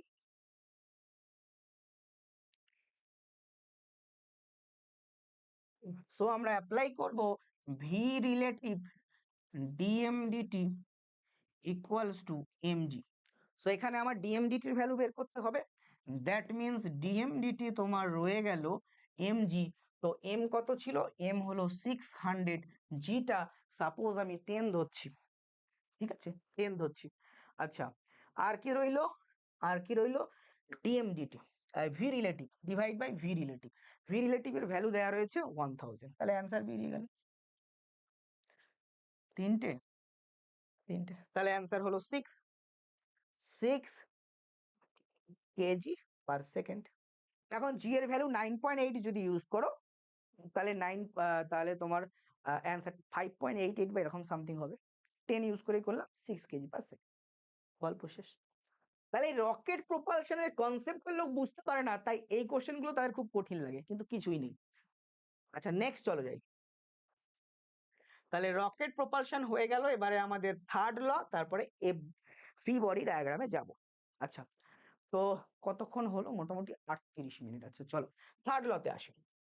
থার্ড ল তোমাদের জানাশোনা বিষয় এবং এর কনসেপ্ট খুব একটা কাজে লাগে না তোমাদের। থার্ড ল খুব একটা কাজে লাগে না। তো থার্ড ল আর কিছুই নয়, every action have an opposite and equal reaction. তো ধরো আমার এক বডি হলো বডি নাম্বার 1 আর একটা হলো বডি। তো তাহলে কি বলছে? 1 নম্বর বডির জন্য, এই 2 নম্বর বডির জন্য 1 নম্বর বডিতে যে ফোর্স লাগবে সেটা যদি F12 হয়, তাহলে তাহলে 2 নম্বর বডির জন্য 1 নম্বর বডিতে যে ফোর্স লাগছে সেটা যদি F12 হয়, তাহলে উল্টোটা 1 নম্বর বডির জন্য 2 নম্বর বডিতে যে ফোর্স হবে সেটা F21 হবে। এবং এই F12 আর F21 equal but opposite in direction. এটাকেই বলে নিউটনসের থার্ড ল। তো এর থার্ড লর প্রচুর অ্যাপ্লিকেশন আমরা দেখতে পাই। যেমন আমরা যে হেঁটে চলছি, এটা থার্ড ল না থাকলে হতো না। কারণ আমরা যে প্রত্যেকবারে পা ফেলবো, পা ফেলার জন্য আমরা গ্রাউন্ডে একটা ফোর্স দিচ্ছি। সেই ফোর্সের, ধরো এই যে পা ফেলছো তুমি, পা ফেলার জন্য গ্রাউন্ডে একটা ফোর্স দিচ্ছ, সেই ফোর্সের একটা রিয়াকশন ফোর্স পাওয়া যায় অপোজিট অ্যান্ড ইকুয়াল ডিরেকশনে। এই রিয়াকশন ফোর্সের দুটো কম্পোনেন্ট পাওয়া যায়, একটা কম্পোনেন্ট ওপরের দিকে, একটা এইভাবে। তো ওপরের কম্পোনেন্টটা মানুষটির মানুষটির মাস দিয়ে কি হয়ে গেল? ভ্যানিশ হয়ে গেল, শুধু রয়ে গেল কি? হরাইজেন্টাল কম্পোনেন্টটা। তাহলে রিয়াকশন ফোর্সের আর কস থিটা এমজি দ্বারা ক্যান্সেল আউট হলো, আর সাইন থিটাটা রয়ে গেল। এই আর সাইন থিটার জন্য সামনের দিকে এগিয়ে যেতে পারি। তাহলে যদি রিয়াকশন ফোর্স না থাক, যদি আমাদের নিউটনের থার্ড ল অ্যাপ্লাই না হতো এখানে, তাহলে মানুষ হাঁটবে কিভাবে? তাহলে মানুষ যে হাঁটছে তার জন্য কি লাগছে? রিয়াকশন ফোর্সের হরাইজন্টাল কম্পোনেন্ট। ঠিক আছে, অর্থাৎ এখানেও থার্ড ল অ্যাপ্লাই হয়। একটা পাখি উড়ে যাচ্ছে ধরে নাও, সাপোজ সাপোজ একটা পাখি ডানা মেলে উড়ে যাচ্ছে। তো এই পাখি যে ডানা দিয়ে বায়ুতে ঝাপটা দিচ্ছে, হ্যাঁ, এয়ারে যে ফোর্স অ্যাপ্লাই করছে, এই দুটো ধরো ফোর্স, তো এদের রিয়াকশন ফোর্স পাবো। রিয়াকশন ফোর্স অপোজিট দিকে এন্ড ইকুয়াল। তো এই রিয়াকশন ফোর্স দুটো এরকম হবে, এর রেজাল্টেন্ট কোন দিকে? ভেক্টর বলে এই দিকে যায়। তাহলে দেখো পাখিটা কোন দিকে যাবে? সোজা সামনের দিকে চলে গেল। তো পাখি দুটো ডানা দিয়ে ভাবে ঝাপটা দিচ্ছে, কিন্তু পাখি সোজা চলে যাচ্ছে। কেন যেতে পারছে? থার্ড ল অ্যাপ্লাই হয়েছে। থার্ড ল এভাবে অ্যাপ্লাই কিন্তু হয়। আচ্ছা, তো থার্ড লর এইটুকু তুমি জেনে রাখো, এর বেশি কিছু দরকার লাগে না। এবারে আমি আসছি মেন জায়গাতে, চ্যাপ্টারের মেন জায়গা এখান থেকেই শুরু হচ্ছে, এবং এইখান থেকে যত ভিতরে ঢুকবো সেগুলো থেকেই কোশ্চেন তুমি ডব্লিউবিজেই বা যেই মেন লেভেলে পাবে। বুঝে গেল? আগের গুলো তোমার বেস তৈরি করেছে জাস্ট। আচ্ছা চলো, free body diagram. Free body diagram কাকে বলে? Free body diagram. তো ফ্রি বডি ডায়াগ্রাম কাকে বলে? আমরা যখন নিউটনসের সেকেন্ড ল অ্যাপ্লাই করব, তখন তার জন্য একটা অবজেক্টের উপরে কতগুলো টোটাল ফোর্স অ্যাপ্লাই হয়েছে সেটা ডায়াগ্রাম দিয়ে শো করাবো। ধরো একটা ব্লক গ্রাউন্ডের উপরে আছে, তো তাকে এদিকে ফোর্স অ্যাপ্লাই করা হয়েছে, তাহলে ফোর্স কোন দিকে কাজ করছে? এদিকে। আচ্ছা, সারফেসটা স্মুথ নয়, রাফ সারফেস, তো ফ্রিকশনাল ফোর্স কাজ করছে। যেদিকে ফোর্স অ্যাপ্লাই করা হয় তার অপোজিটে ফ্রিকশনাল ফোর্স কাজ করে, স্মল এ। আচ্ছা, এই ব্লকটার একটা ওয়েট আছে, তো এমজি কাজ করবে নিচের দিকে। আচ্ছা, এই ব্লকটার এমজির অপোজিটে একটা ফোর্স কাজ করে, তাকে বলে রিয়াকশন ফোর্স, এবং এটা নর্মাল টু দা সারফেস, তাই এটাকে নর্মাল রিয়াকশন ফোর্স বলে। এটা হলো এন। তাহলে এই বডিটার উপরে টোটাল 4টি ফোর্স এই ডিরেকশনে অ্যাপ্লাই হয়েছে, যেটা আমরা ছবি দিয়ে এভাবে তীর চিহ্ন দিয়ে ফোর্স গুলোকে দেখাই। এই ডায়াগ্রামকে বলে ফ্রি বডি ডায়াগ্রাম। এবারে কেন এই ফ্রি বডি ডায়াগ্রামের প্রয়োজন? আমরা যখন কমপ্লেক্স অফ বিভিন্ন রকম কমপ্লেক্স প্রবলেম করব, যেখানে টেনশন থাকবে সুতোর, যেখানে ব্লক থাকবে, যেখানে কোনো হনুমান ঝুলে ঝুলে পড়ছে, এরকম যেখানে পুলি থাকবে, এরকম বিভিন্ন কেস হবে। তো কেসগুলোতে কোন ডিরেকশনে ফোর্সগুলো অ্যাপ্লাই হয়েছে সেগুলো দেখতে পারলে নিউটনসের সেকেন্ড ল অ্যাপ্লাই করে ইকুয়েশন অফ মোশন আমরা দেখাতে পারি। তো তার জন্য প্রথম স্টেপ হলো ফ্রি বডি ডায়াগ্রাম। বোঝা গেল? তো প্রথমেই আমাদের ফ্রি বডি ডায়াগ্রাম রেডি করতে হবে, তাহলে কিন্তু আমরা ইকুয়েশনটা লিখতে পারবো, সলভ করতে পারবো প্রবলেমগুলো। আচ্ছা, এবারে এক এক করে আমরা প্রবলেমে ঢুকি, আস্তে আস্তে সেই ফোর্সের দিকে যাব এবং প্রবলেমের দিকে এগোবো। ঠিক আছে? আচ্ছা,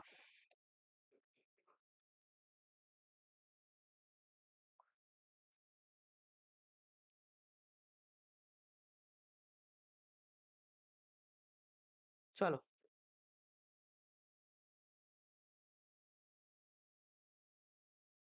তো প্রথমে আমাদের যে ফোর্স নিয়ে পড়তে হবে সেটা হলো নর্মাল রিয়াকশন ফোর্স। তাহলে প্রথমেই আমাদের পড়তে হবে নর্মাল রিয়াকশন ফোর্স। ধরো একটা বডি সারফেসের উপরে আছে, ধরো ব্লক সারফেসের উপরে আছে, তাহলে এই ব্লকটার মাস যদি ক্যাপিটাল এম হয়, তাহলে এর ওয়েট হবে এমজি, সেটা নিচের দিকে কাজ করবে। এখন যে সারফেসে আছে, নিউটনসের থার্ড ল বলে তার অপোজিট ইকুয়াল রিয়াকশন দেবে, তো রিয়াকশন ফোর্স এদিকে হবে, সেটা অবভিয়াসলি কার সাথে সমান? এমজির সাথে সমান। এবং এটা নর্মাল টু দা সারফেস, তাই এটাকে নর্মাল রিয়াকশন ফোর্স বলা হয়। তাহলে নর্মাল রিয়াকশন ফোর্স ওই জন্য ক্যাপিটাল এন অথবা স্মল এন দিয়ে লিখতে পারো। ঠিক আছে? তো ক্যাপিটাল এন বা স্মল এন দিয়ে লিখতে পারো। এটা কার সাথে ইকুয়াল হয়? এটা তার ওয়েটের সাথে ইকুয়াল হয়, অর্থাৎ এমজির সাথে ইকুয়াল হয়। তো এটাকে বলে নর্মাল রিয়াকশন ফোর্স। এবার নর্মাল রিয়াকশন ফোর্সের ইম্পর্টেন্স কি? নর্মাল রিয়াকশন ফোর্সের জন্য আমরা কিন্তু আমাদের ওয়েটটাকে ফিল করতে পারি। ধরো আমি এখানে দাঁড়িয়ে আছি, তো আমার একটা ওয়েট নিচের দিকে কাজ করছে, তাই না? সেটা হলো এমজি। আচ্ছা, তার অপোজিটে একটা রিয়াকশন ফোর্স পাওয়া যাচ্ছে, যেটা নর্মাল টু দ্য সারফেস, তাকে নর্মাল রিয়াকশন ফোর্স বলে। এই ফোর্সটা যদি না থাকতো, আমি আমার ওজনকে ফিল করতে পারতাম না। তাহলে যদি আমার পায়ের তলা থেকে মাটি সরিয়ে দেওয়া হয়, তাহলে কি আমি সারফেসের উপরে কোনো ফোর্স অ্যাপ্লাই করতে পারছি না, সারফেস কোনো রিয়াকশন ফোর্সও আমাকে দিতে পারছে না। দ্যাটস ওয়াই রিয়াকশন ফোর্স নেই বলে আমরা নিজেদের ওজন ফিল করতে পারবো না। তাহলে তোমার পায়ের তলা থেকে মাটি সরিয়ে নিলে তুমি তোমার নিজের ওজন ফিল করতে পারবে না, ঠিক আছে? তাহলে ওই জন্য স্পেসে গেলে দেখা যাবে পায়ের তলায় মাটি নেই, সো ওয়েটলেসনেস দেখতে পাওয়া যাবে। আচ্ছা, এবারে প্রশ্ন হলো যে আমি যদি ব্লকটাকে একটা ইনক্লিন সারফেস বা নততলের উপরে রাখি তাহলে কি হবে? তাহলে তার ওয়েট এমজি নিচের দিকে কাজ করবে এরকম, কারণ এটা সেন্টার অফ গ্র্যাভিটি হয় বা সেন্টার অফ মাস যদি হয় তাহলে ওয়েট সেন্টার অফ মাস বরাবর নিচের দিকে হয়, এমজি এরকম হয়। তাহলে নর্মাল রিয়াকশন ফোর্স কোন দিকে হবে? নর্মাল রিয়াকশন ফোর্স কি এদিকে হবে? বলছেন না, এটা কাট। তাহলে কোন দিকে হবে? নর্মাল রিয়াকশন ফোর্স নর্মাল এই কারণে সেটা সারফেসের সাথে নর্মাল হয়, তাহলে সারফেসের সাথে নর্মাল করলে রিয়াকশন ফোর্সটা এদিকে হবে। তাহলে মনে রাখবে ইনক্লিন সারফেসে নর্মাল রিয়াকশন ফোর্স এদিকে হয়, তাহলে এদিকে মাসের এমজি এর কম্পোনেন্ট কোনটা হবে? তাহলে দেখো এদিকে এমজি এর কম্পোনেন্ট হয়, এটাকে থিটা অ্যাঙ্গেল বলা হয়, এদিকে এমজি এর কম্পোনেন্ট হয় এমজি কস থিটা, আর এদিকে এমজি এর কম্পোনেন্ট হয় এমজি সাইন থিটা। তাহলে দেখা যাচ্ছে একটা ইনক্লিন সারফেসের উপর একটা ব্লক রাখলে সেটা তার নিজের ওজনের জন্য, ওজনের কোন কম্পোনেন্টের জন্য? ওজনের সাইন থিটা কম্পোনেন্টের জন্য, এমজি সাইন থিটার জন্য নিচের দিকে পড়ে, আর M G cos theta cancel out হয় নর্মাল রিয়াকশন ফোর্স দিয়ে, ঠিক আছে? তো নর্মাল রিয়াকশন ফোর্স তখন কিন্তু পারপেন্ডিকুলার টু দা প্লেন, ঠিক আছে? এই জন্য এর নাম নর্মাল রিয়াকশন ফোর্স, ঠিক আছে? এটা কখনোই কিন্তু এমজির অপোজিটে হবে না, সবসময় সারফেসের সাথে পারপেন্ডিকুলার হবে, এই কনসেপ্টটা মাথায় রাখো। আচ্ছা, তাহলে এই ব্লকটা নিচে পড়ছে কত ফোর্সের জন্য? এমজি সাইন থিটা, এবং অ্যাক্সিলারেশন কত হবে? মাস দিয়ে ডিভাইড করো, তাহলে এটা জি সাইন থিটা অ্যাক্সিলারেশন দিয়ে নিচের দিকে পড়ে, ঠিক আছে? আচ্ছা, তো এই গেল নর্মাল রিয়াকশন ফোর্সের গল্প। আমরা দেখব লিফটের কেসে দেখব যখন উপরের দিকে উঠছে নিচের দিকে নামছে, নর্মাল রিয়াকশন ফোর্সের চেঞ্জের জন্য ওজন অ্যাপারেন্ট ওয়েট কম বেশি লাগে, ঠিক আছে? কারণ এর জন্য যে ওয়েটটা আমরা ফিল করতে পারি সেই ওয়েটটাকে বলে অ্যাপারেন্ট ওয়েট। তাই নর্মাল রিয়াকশন ফোর্স যে ওয়েটটা ফিল করায় সেটাকে অ্যাপারেন্ট ওয়েট বা আপাত ওজন বলা হয়। এবারে আসছি ম্যান ইন লিফট। লিফটে থাকলে কি কি গল্প হবে, ঠিক আছে? লিফটে থাকলে কি কি গল্প হবে সেগুলো দেখে নিই, চলো। আচ্ছা, তাহলে এইখানে ধরো একটা মানুষ আছে, এর দুটো পা, বডি, হাত, আর এই হলো মাথা, ওকে? তো এই যে মানুষটা আছে তার ভর হলো এম, ওকে? তাহলে এর এমজি কাজ করবে কোন দিকে? নিচের দিকে। নর্মাল রিয়াকশন ফোর্স কাজ করবে কোন দিকে? উপরের দিকে। আচ্ছা, তো ফার্স্ট কন্ডিশন নাম্বার 1, এই লিফটটা অ্যাট রেস্টে আছে, তার মানে থেমে আছে, তাহলে কোনো অ্যাক্সিলারেশন নেই। তখন কি হয়? n ইকুয়ালস টু mg, অর্থাৎ যা তার ওয়েট সেটা হিসেবে ফিল করবে, অ্যাপারেন্ট ওয়েট বা নর্মাল রিয়াকশন ফোর্সের ভ্যালুটা কি হয়ে যাবে? mg থাকবে, যেটা ওয়েট ছিল 50 কেজি সেটাই ফিল করছে। আচ্ছা, দ্বিতীয় হতে পারে এটা at rest or uniform velocity. Uniform velocity মানে কি? অ্যাক্সিলারেশন জিরো, কারণ অ্যাট রেস্টে থাকাও a equals to zero, uniform velocity মানে a ইকুয়ালস টু জিরো। তাহলে দুটো কন্ডিশনে একই রেজাল্ট, নর্মাল রিয়াকশন ফোর্সের ভ্যালু এমজির সাথে ইকুয়াল, তাই তার ওয়েট যেটা ছিল সেটাই ফিল করছে, অ্যাপারেন্ট ওয়েট কম বেশি হয়নি, কারণ নর্মাল রিয়াকশন ফোর্সই তার ওয়েটটাকে ফিল করায়, ওটাকে অ্যাপারেন্ট ওয়েট বলা হয়। সেকেন্ড কন্ডিশন, তো এবারে লিফটের মধ্যে আছো তুমি, ঠিক আছে? তো ওপরের দিকে কাজ করছে নর্মাল রিয়াকশন ফোর্স, নিচের দিকে কাজ করছে তোমার ওয়েট এমজি, আর তুমি এই কন্ডিশনে এ অ্যাক্সিলারেশন নিয়ে ওপরের দিকে যাচ্ছ, ঠিক আছে? তোমার মাস হলো এম। তাহলে তখন কি হবে? তো নিউটনসের সেকেন্ড ল আমাদের কি বলে? আমি যদি ফ্রি বডি ডায়াগ্রাম আঁকি তাহলে মানুষটাকে একটা ব্লক করে দাও, দিয়ে ওপরের দিকে দেখো এন কাজ করছে, নিচে কাজ করছে এমজি, আর এ অ্যাক্সিলারেশন নিয়ে ওপরের দিকে যাচ্ছে এম মাসের অবজেক্টটি। তাহলে ফ্রি বডি ডায়াগ্রাম অনুযায়ী আমরা এর লস অফ মোশনের ইকুয়েশন ফেললে কি দাঁড়াবে? নিউটনসের সেকেন্ড ল বলে এম মাসের অবজেক্ট এ অ্যাক্সিলারেশন নিয়ে ওপরের দিকে গেলে এম এ ইকুয়ালস টু কি হয়ে যায়?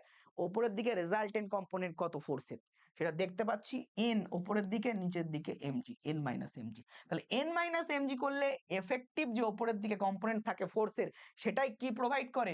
এই ফোর্স এম এ প্রোভাইড করে, যার জন্য এই এম মাসের অবজেক্ট এ অ্যাক্সিলারেশন নিয়ে উপরের দিকে যাচ্ছে according to Newton's second law. তাহলে ইকুয়েশন হবে এটা। তো এখান থেকে এন কত বেরোলো? বেরোলো MA প্লাস MG। তাহলে ওপরের দিকে গেলে কি হয়, ওপরের দিকে গেলে নিজের ওয়েট বেশি মনে হচ্ছে। কতটা বেড়ে গেছে মনে হচ্ছে? MA পরিমাণ বেড়ে গেছে। ধরো ওয়েট ছিল 50 কেজি, তাহলে এ অ্যাক্সিলারেশন নিয়ে যাচ্ছে, অ্যাক্সিলারেশনটা ধরো 5 মিটার পার সেকেন্ড স্কোয়ার। ঠিক আছে, তাহলে 50 ইন্টু 5 কত বেড়ে যাবে? 125 বেড়ে যাবে। তাহলে অ্যাক্সিলারেশনটা যদি 1 মিটার পার সেকেন্ড স্কোয়ার হয়, তাহলে 5 ইন্টু 1 5 কেজি বেড়ে যাবে। যদি 2 হয়, 5 ইন্টু 2 কত কেজি বেড়ে যাবে? 10 কেজি বেড়ে যাবে। আচ্ছা, এটা হলো সেকেন্ড কন্ডিশন। চলো এবার আসি থার্ড কন্ডিশন। থার্ড কন্ডিশন, তো এইখানে আছে মানুষটি। ওকে, তো এদিকে কাজ করছে নর্মাল রিয়াকশন ফোর্স, এদিকে কাজ করছে এমজি। এটা নিচে নামছে, এই অ্যাক্সিলারেশন নিচে নামছে। তখন কি হবে? এর যদি এফবিডি করো, তাহলে এম মাসের অবজেক্ট নিচের দিকে, আর এমজি ওপরের দিকে, নর্মাল রিয়াকশন ফোর্স নিচের দিয়ে এ অ্যাক্সিলারেশন নিয়ে আসছে। তাহলে আমরা বলতে পারি according to Newton second law, M A force provide করছে নিচের দিকে লব্ধি component, obviously MG minus N. এইভাবে করতে হয়। তাহলে এন এর মান কি দাঁড়াচ্ছে? এন এর মান দাঁড়াচ্ছে এমজি মাইনাস এম এ, অর্থাৎ এম এ পরিমাণ মাস কমে গেল। তাহলে যদি 2 metre per second square acceleration নিয়ে যায়, তো তোমার 5 ইন্টু 2 তাহলে কত হবে? 10 মিটার পার সেকেন্ড, 10 কেজি ওজন কমে যাবে, 40 মনে হবে ওজনটা। ঠিক আছে, আচ্ছা আচ্ছা, এইবারে আমরা যাব 4 কন্ডিশনে। তাহলে লিফট যখন নিচে নামে নিজের ওয়েট নিজেকে একটু হালকা মনে হয়, আর উপরের দিকে যখন ওঠে নিজেকে একটু ভারী মনে হয়। এবারে আমরা 4 নম্বর কন্ডিশনে যাব। এটা নিচে নামছে কিন্তু এর জায়গায় জি অ্যাক্সিলারেশন নিয়ে। তাহলে নিচে নামছে এর জায়গাতে জি অ্যাক্সিলারেশন নিয়ে, তখন কি হবে? তখন কি হবে? তখন এন ওপরের দিকে, এমজি নিচের দিকে, এ অ্যাক্সিলারেশনের জায়গায় জি অ্যাক্সিলারেশন দিয়ে নিচে নামছে।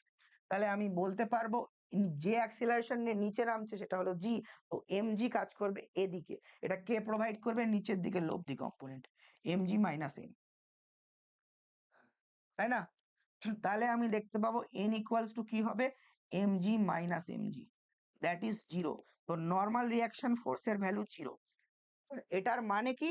নিজের অ্যাপারেন্ট ওয়েটটা জিরো হয়ে যাবে, অর্থাৎ নিজের ওয়েটটা জিরো ফিল করবে। এটাকে বলে ওয়েটলেসনেস বা ভরহীনতা। ঠিক আছে, এটাকে কি বলে? ওয়েটলেসনেস। ঠিক আছে, ভরহীনতা।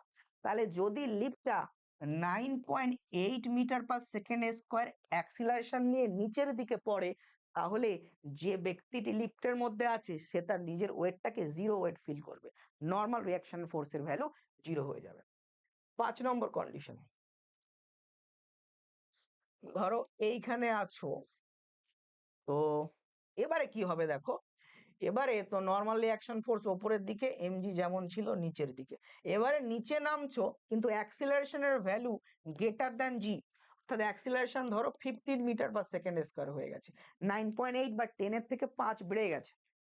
তখন কি হবে? তাহলে দেখো, তখন নিচের দিকে পড়ছে এম এ অ্যাক্সিলারেশন নিয়ে, সেটা ইকুয়ালস টু কি হবে? অবভিয়াসলি আগের মতো এমজি মাইনাস এন। তাহলে এন ইকুয়ালস টু কি হবে? MG minus M A. আচ্ছা দেখো, মাসটা ধরো 5 কেজি, জি এর মান ধরো 10 হলো, এখানে মাসটা 5 কেজি, এর মান কত? 15। তাহলে কত হলো? 50 থেকে 75, তাহলে -25, অর্থাৎ জি এর ভ্যালু, এন এর ভ্যালু নেগেটিভ হয়ে গেছে। এন এর ভ্যালু নেগেটিভ, রিয়াকশন ফোর্সের ভ্যালু জিরো থেকে আরো কমে, নর্মাল রিয়াকশন ফোর্সের ভ্যালু জিরো থেকে আরো কমে নেগেটিভ হয়ে গেল। তো নর্মাল রিয়াকশন ফোর্স নেগেটিভ মানে কি? এটা ডিরেকশন এদিকে ছিল, উল্টো দিকে ডিরেকশন হতে যাবে। অর্থাৎ কি হবে তখন? তখন দেখা যাবে তার ন- মাথাটা ওপরের দিকে লেগে, লিফটের গায়ে লেগে ফেটে মারা যাবে। এটাকে বলে সুপার ওয়েটলেসনেস। ঠিক আছে, তখন কি হবে? তখন নর্মাল রিয়াকশন ফোর্স নিচের দিকে আসার চেষ্টা করবে এমজি, তখন এমজি তো নিচের দিকে, তাই লোকটা উল্টাতে গেলে কি হয়ে যাবে? লোকটার সুপার ওয়েটলেসনেস কন্ডিশনে মাথা উপরে লেগে ফেটে মারা যাবে। তাহলে এটাকে বলে সুপার ওয়েটলেসনেস কন্ডিশন, যখন নর্মাল রিয়াকশন ফোর্সের ভ্যালু নেগেটিভ হয়ে যায়। কখন? যদি আমার লিফটটা 10 এর উপরে চলে যায়, 10 মিটার পার সেকেন্ড স্কোয়ার বা 9.8 মিটার পার সেকেন্ড স্কোয়ারের বেশি অ্যাক্সিলারেশন নিয়ে নিচের দিকে পড়ে, তাহলে কিন্তু এই কন্ডিশন হতে পারে। ধরো লিফটের তার ছিঁড়ে গেল, ফ্রি ফল করছে 9.8, তাহলে কিন্তু তুমি তবু বেঁচে থাকবে, সুপার ওয়েটলেসনেসে থাকবে, হ্যাঁ, শূন্য ভর লাগবে, কিন্তু এখানে নেগেটিভে চলে গেল। চলো নেক্সট যাই। তো এই ছিল আমাদের পুরো লিফটের গল্প, ঠিক আছে, এটা ছিল লিফটের গল্প। এবারে ডাব্লিউবি যেই লেভেলে লিফটের গল্প দিয়ে ডাইরেক্ট কোশ্চেন আসে না, এইগুলোর কোশ্চেন আমরা মিক্সড কোশ্চেন পাবো।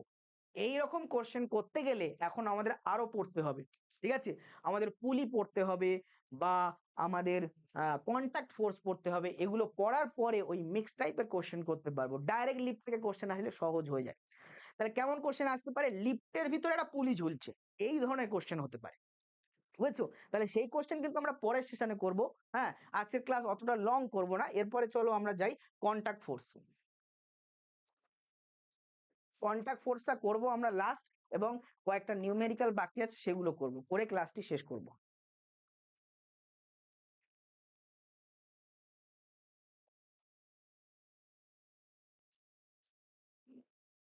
আচ্ছা চলো, কন্টাক্ট ফোর্সটা কি?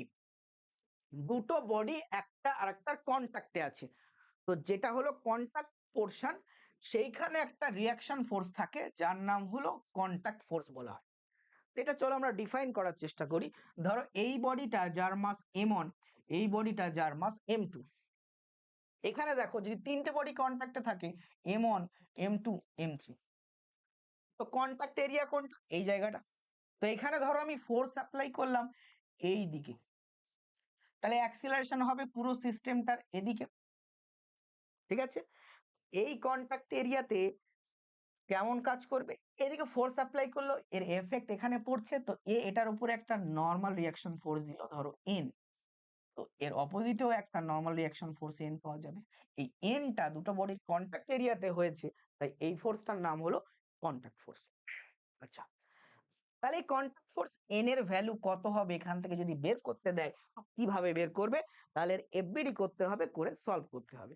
ইনিশিয়ালি এফবিডি দিয়ে দিয়ে করবে, কিন্তু আস্তে আস্তে প্র্যাকটিস করতে করতে বিনা এফবিডি তে তুমি ডাইরেক্ট করে দিতে পারবে ছবি দেখে। তাহলে দেখো প্রথমে আমি একটা ব্লক কেটে নিয়ে আসবো, এটা হলো এমন, ঠিক আছে, এখানে ফোর্স অ্যাপ্লাই করলাম এইদিকে, অ্যাক্সিলারেশন হচ্ছে কোন দিকে? এইদিকে, ওকে। নর্মাল রিয়াকশন ফোর্স এখানটায় এইটা আছে, এখানটা এন। তাহলে according to Newton second law, m1 মাসের অবজেক্ট এ অ্যাক্সিলারেশন নিয়ে এদিকে গেলে সেই m1 এ ফোর্স কে প্রোভাইড করবে এই দিকের রেজাল্টেন্ট কম্পোনেন্ট। তো এদিকে রেজাল্টেন্ট কি কাজ করছে? এফ কাজ করছে এদিকে, এন কাজ করছে তার অপোজিটে মাইনাসে, এটা বলতে পারি। প্রথম বডিটার এফবিডি করলাম, ইকুয়েশন পেয়ে গেলাম, 1 নম্বর। সেকেন্ড বডিটার এফবিডি করো, ইকুয়েশন বের করো। সেকেন্ড বডির এফবিডি করলে দেখতে পাচ্ছি m2, এখানে দেখো এন কাজ করছে এদিকে, ওকে, এ অ্যাক্সিলারেশন এদিকে, ফোর্স আর কাজ করছে না, ফোর্স নেই এখানটা। তাহলে আমরা কি লিখতে পারি? এখানে আমরা লিখতে পারি n ইকুয়ালস টু m2a, হয়ে গেল। আচ্ছা, তো এখান থেকে আমরা n এর ভ্যালু বের করতে হবে, আর কি অ্যাক্সিলারেশনটা কত বের করতে হবে, এই দুটো হলো কাজ। আচ্ছা, তাই যদি হয়, তাহলে চলো বের করা যাক। n এর ভ্যালু এখানে পুট করে দিলে কি হয় দেখো, n এর ভ্যালু এখানটা পুট করে দিলে আমরা পাচ্ছি কি? আমরা পাচ্ছি, এখানটা করছি m1a equals to f minus n এর ভ্যালু হলো m2a। তাহলে দেখো এফটাকে এপারে রাখো, এদিকে আনো m1a প্লাস m2a, ওকে। তো এ এখানে কমন পড়ে থাকে m1 plus m2 equals to f, তাহলে এর মান হয়ে যায় f by m1 plus m2। তো এখান থেকে একটা ফর্মুলা মাথায় রেখো, যেটার এতটা সলভ করতে হবে না, একদম ট্রিক্স ইউজ করে করবে, যে যতগুলো ব্লক থাকবে, তাহলে দেখো অ্যাপ্লাই করা ফোর্স হলো f, আর ব্লক কত? m1 আর m2, তাহলে divide by m1 plus m2, এভাবে অ্যাক্সিলারেশন বেরিয়ে যাবে। এইখানে দেখো তিনটে ব্লক আছে, অ্যাপ্লাই করেছো ফোর্স এদিকে f, তাহলে অ্যাক্সিলারেশনের ফর্মুলা কি হবে? f ফোর্স অ্যাপ্লাই করেছো, তিনটে মাস আছে M1 M2 অ্যান্ড M3, গল্প শেষ। এই ট্রিক্সটা তোমরা ইউজ করো, ঠিক আছে? আচ্ছা, এবারে আমরা নর্মাল রিঅ্যাকশন ফোর্সের ভ্যালু বের করব, এখান থেকেই বেরিয়ে যাবে n ইকুয়ালস টু কি হবে M2 ইন্টু এর ভ্যালু কত, এর ভ্যালু হলো F ডিভাইড বাই কত M1 প্লাস M2, গল্প শেষ, বেরিয়ে গেল। আচ্ছা, এইবারে প্রবলেম কেমন দেয়, এখান থেকে M1 M2 জায়গায় কিছু ভ্যালু বলে দিল, 5 কেজি 4 কেজি, ফোর্সের ভ্যালু 50 নিউটন, ঠিক আছে? অ্যাক্সিলারেশন কত বের করো, নর্মাল রিঅ্যাকশন ফোর্সের ভ্যালু কত বের করো। এবারে এত ইজি তো দেয় না, দেয় তিনটে বডি প্রবলেম দেয়, তাহলে কন্টাক্ট ফোর্স 3 বডি ডায়াগ্রাম দিয়ে দেয়, এটা দিলেই মজাটা বাদে, ঠিক আছে? চলো এটা করে যাক।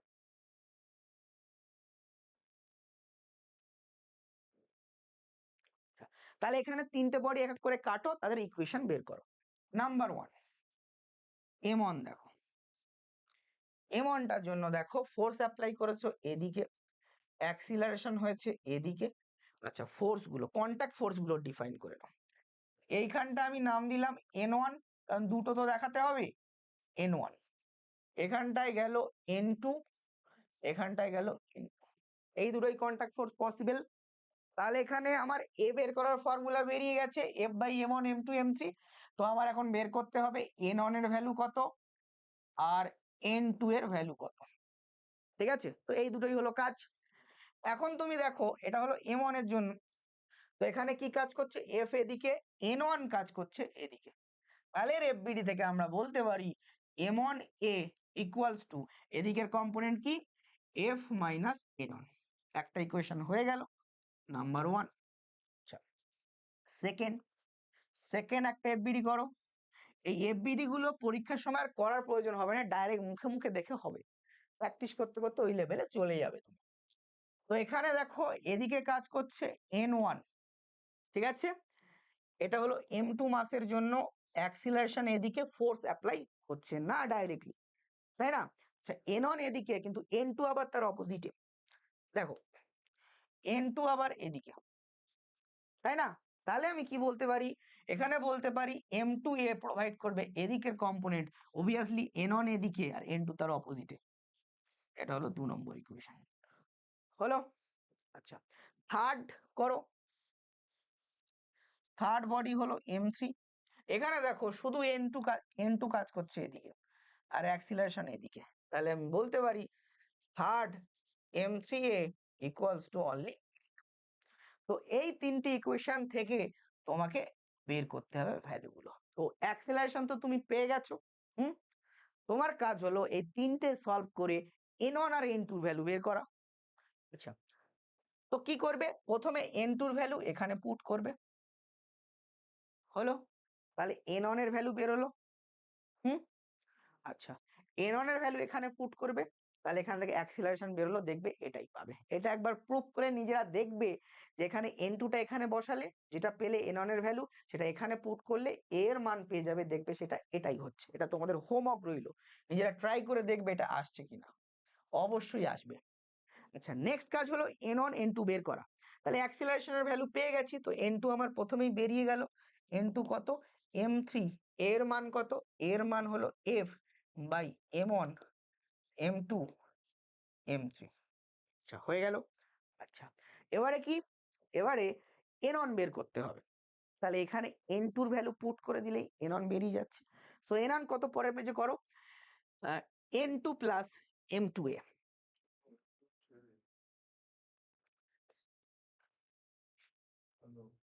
তাহলে কি হলো, N1 হলো N2 প্লাস M2A, N1 হলো N2 প্লাস M2A। আচ্ছা, N2 এর ভ্যালু কত, N2 এর ভ্যালু M3F, এটা এটা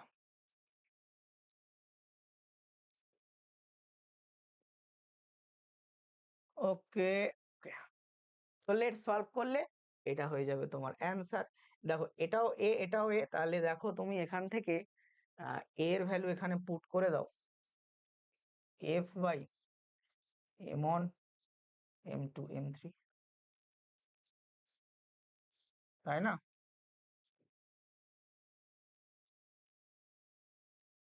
ব্যাস হয়ে গেল। আচ্ছা আরেকবার চেক করে নাও তুমি। M3A এর ভ্যালু করে দিলাম, ওটা M3F, এটা N2 এর ভ্যালু, N2 এখানে বসিয়ে দিয়ে ওপারে মারলাম। M2 ছিল এটা, এটা ছিল M2। আচ্ছা এটা ছিল M3 নয়, এটা হলো M2 ছিল, এটা হলো M2A। সো এটা M2 হয়ে গেল। ব্যাস। তাহলে এখান থেকে কমন কে? কমন হলো F by M1 M2 M3, তো পড়ে থাকে M2 প্লাস M3। এটা হলো অ্যান্সার। বা এভাবে লেখা যায় এ, এভাবে লেখা যায় ইন্টু এ, কারণ এই ভ্যালুটা তো এ। বুঝা গেল? এইভাবে এটা সলভ করতে হয়। তাহলে N1 এর ভ্যালু বেরোলো আর N2 এর ভ্যালু বেরোলো, যেটা আমাদের এক্সপেক্টেড ছিল। ঠিক আছে, চলো নেক্সট যাই। এখন এই পর্যন্তই থিওরি আমি পড়ালাম, এবারে কয়েকটা প্রবলেম আছে, সলভ করে ক্লাসটা শেষ করা হবে। বাকি যা যা গল্পগুলো আছে, পুলির কেস, ইনক্লিন প্লেনে পুলি পুলি থাকা, ঠিক আছে, তোমার স্ট্রিং এর যে প্রবলেম গুলো, সুতোর প্রবলেম গুলো, ব্লক আটকানো রয়েছে, ব্লক ঝুলছে সুতো থেকে, স্প্রিং আটকানো রয়েছে, হ্যাঁ, law of conservation, law of angular মানে কনজারভেশন অফ অ্যাঙ্গুলার মোমেন্টামের যে প্রবলেম গুলো, হ্যাঁ, এই সব প্রবলেম গুলো কিন্তু আমরা নেক্সট ডে করবো। তো আমরা একটা প্রবলেম দেখো, হ্যাঁ কি বলছে? বলছে ঘর্ষণহীন, ফ্রিকশন নেই। আবার দেখো এনএলএম কিন্তু নিউটন লজ অফ মোশন কিন্তু একা আসে না, এর সাথে আসে ফ্রিকশন। আমাদের একটা ক্লাস নিতে হবে যেটা এনএলএম প্লাস ফ্রিকশন একসাথে থাকলে সেই প্রবলেম গুলো কেমন হবে। এটা খুব এফেক্টিভ জায়গা, যে এনএলএম প্লাস ফ্রিকশন একসাথে দিয়ে কোশ্চেন হয়। হুম, তখন কি হবে সেগুলো আমার কোশ্চেন প্র্যাকটিস করতে হবে আমাদের। চলো, তো বলছে ঘর্ষণহীন একটি টেবিলের উপরে রাখা তিনটে ব্লকের উপরে এফ বল প্রয়োগ করা হয়েছে। তাহলে এখানে যে বল প্রয়োগ করা হয়েছে সেটা হলো এফ। চিত্র অনুযায়ী যদি বাম দিক থেকে ব্লক দুটোর কন্টাক্ট ফোর্স N1, বাম দিকের ব্লক দুটোর মধ্যে মানে এইখানে কন্টাক্ট ফোর্স হলো N1, আচ্ছা, এবং ডান দিকের ব্লক দুটোর কন্টাক্ট ফোর্স হলো N2, N2 বলে দেওয়া আছে। হলে কোনটা বেশি হবে, কোনটা বড় হবে, এফ বড়, N1 বড়, N2 বড়, কোন সিকোয়েন্স হবে বের করা যাক। তো আমরা একটু আগেই শিখলাম এফ এর ভ্যালু কি হবে। এফ এর ভ্যালু হবে, এই সরি, অ্যাক্সিলারেশনের ভ্যালু কত হবে?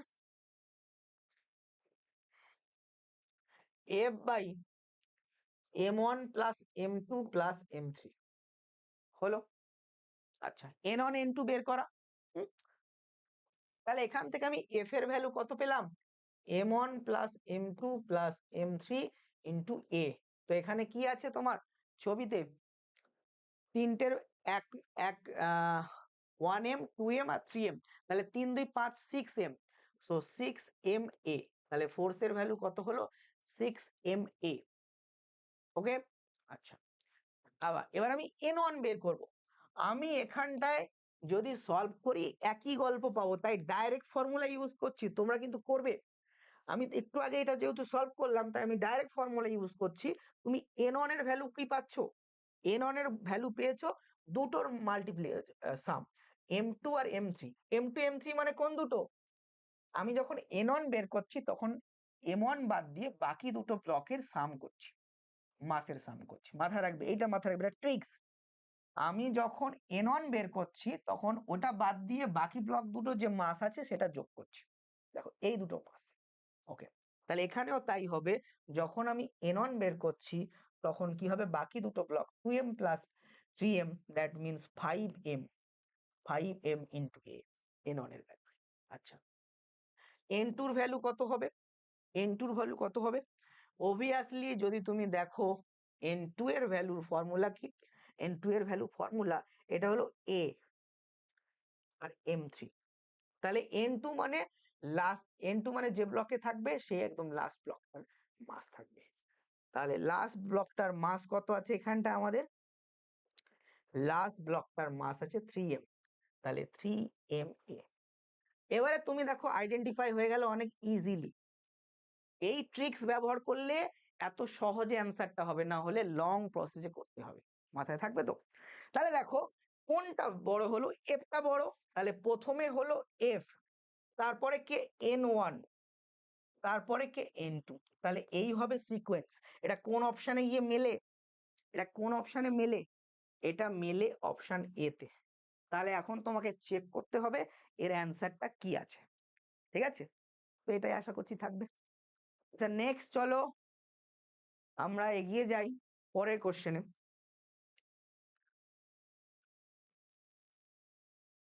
এটা দেখো ওই একই ধরনের প্রবলেম। কি বলেছে এখানে দেখো, 3 ব্লক অফ মাস m1, তাহলে m1 তোমার দেওয়া রয়েছে 1 কেজি, m2 দেওয়া রয়েছে 1.5 কেজি, m3 দেওয়া রয়েছে তোমার 2 কেজি। হ্যাঁ, contact with each other on a in frictionless surface as shown in figure, find the horizontal force F needed। F এর ভ্যালু কত? তো F এর ভ্যালু কত হয়? আমরা জানি A বের করার formula F by M1 M2 R M3। তাহলে F তো ইজিলি বেরিয়ে গেল, তিনটের মাসের যোগ করে দাও, তাহলে 1 কেজি, 1.5 কেজি আর 2 KG, 3 4 4.5 4.5 KG into acceleration. Acceleration কত? 4 metre per second square into 4। ঠিক আছে, তাহলে 9 দুকানি 18, 18 নিউটন। আচ্ছা তারপরে কি ছিল? বি বলছে কি লেখা আছে, resultant force on each block,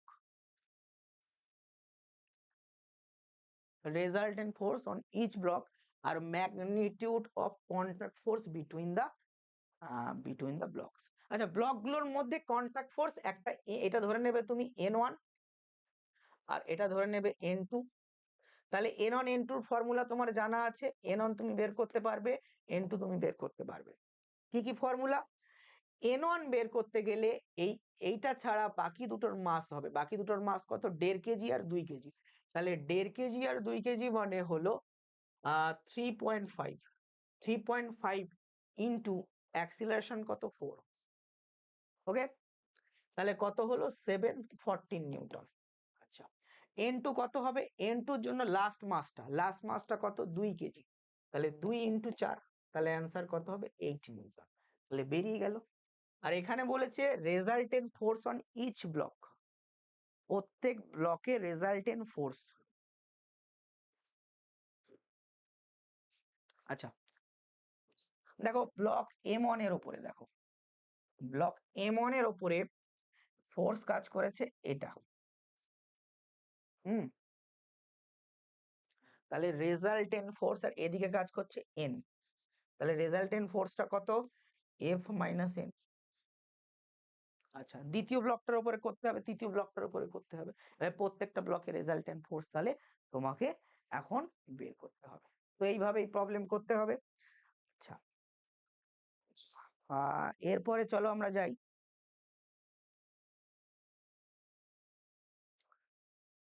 আচ্ছা তো তাহলে এইভাবে প্রত্যেকটার জন্য রেজাল্টেন্ট ফোর্স গুলো তোমার যেমন বলেছে resultant force on each block, যেমন ফার্স্ট ব্লক রেজাল্টেন্ট ফোর্স কি হবে?